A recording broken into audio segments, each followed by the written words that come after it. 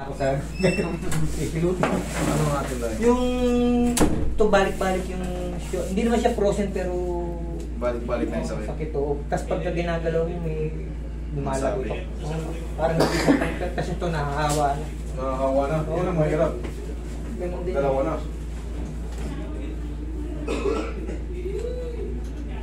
Pag lalo kong ginalaw, mas lalo siya sumasakit.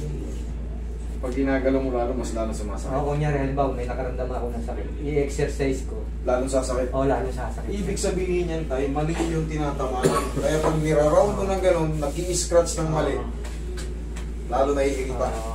Kailangan yan ma-adjust talaga. Ibig sabihin, mali yung position mo. Mamaya lalagotok yan. Dudulas yan pag binayas.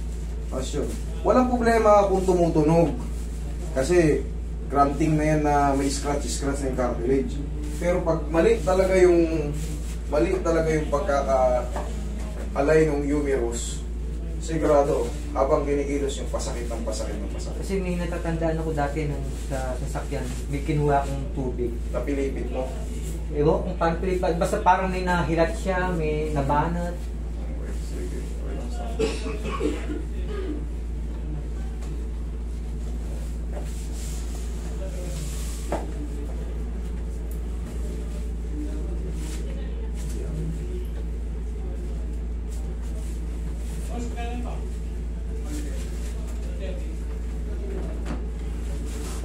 Ikaw ang patagilid, pati yung malakang natin. Ito, may hakbang ako na patagilid niya. May nakatagilid ako niya, hakbang akong ganyan. May pitik siya na parang ang sakit. May higkas. Oo, mayroon may higkas. Okay. Ikaw ang patagilid. Check lang natin.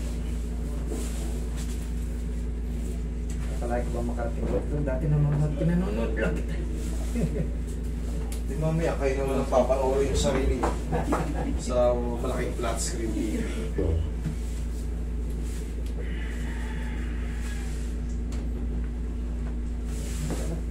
Kaya ka? Ito kanan yun. Dati rin ka ako kasi master nagkaroon ng slip disc. Pero na-overcome mo na. Oo. 2015. Pero hindi yung nawawala yung parang pag ginagalaw ko to may lumalagotok din sa atin. Walang problema kung lumalagotok lang. Basta walang pain. Kasi talagang may mga buto-buto talaga tayo nung matumutunog. Okay, tapat. Huwag lang talaga yung pag lumagotok tapos namimilay kayo, may naiirit ha. Hindi po pwede, kailangan tumunog lang siya.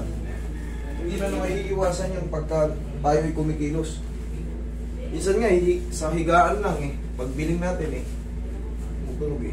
Pero okay lang yun. Wala kayong dapat yung pagka bahala. Pero pag siya tumunog at parang nanibago yung pakaramdam nyo, may umiinit, may nagkikreate ng alay, pa-check nyo. Pero kung tumunog-tunog lang, wala yun.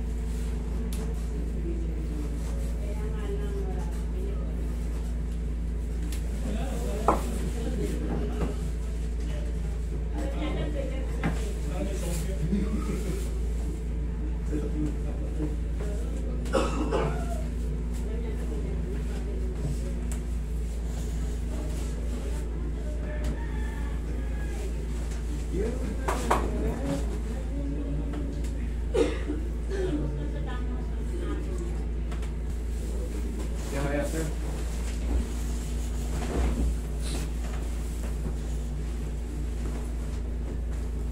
Okay,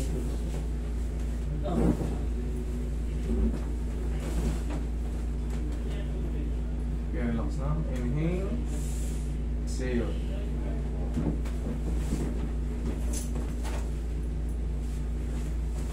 Yan, dyan lang muna.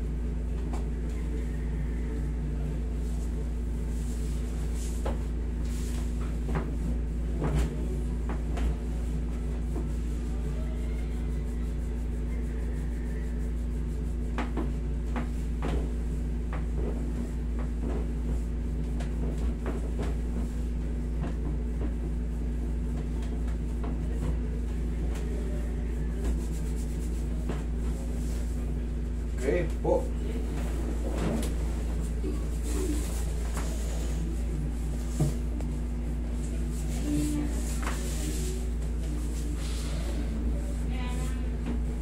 Bawasan mo na konti, sir. Yung.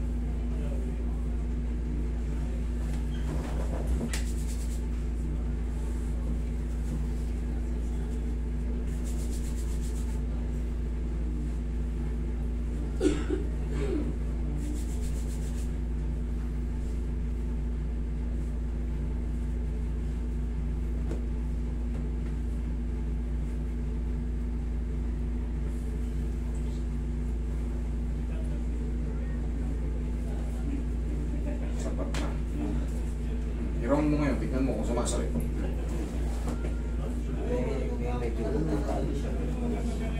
walang pain.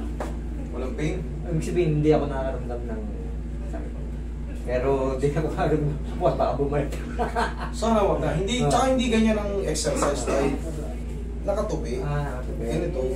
Yung ganito kasi, hahanapin mo na yung dislocation yan eh. Tsaka walang ganitong exercise. Ang exercise kadalasan, yan, puro mga proportion. Proportion o kaya, yan, tapos, yan ang mga exercise. Pero bibihira yung ganun, wala. Bibihira yung ganun. Sige, niraround ko. Hindi ganyan. Parang tatamaan yung joint. Ganito lang. Ayan, tapos papalitan. Okay, tapos yung ganyan. Ayan, exercise sa ganyan. Pero yung naka-open wide, baka pati balakang nyo madali. Okay? Sige, kailangan sakto.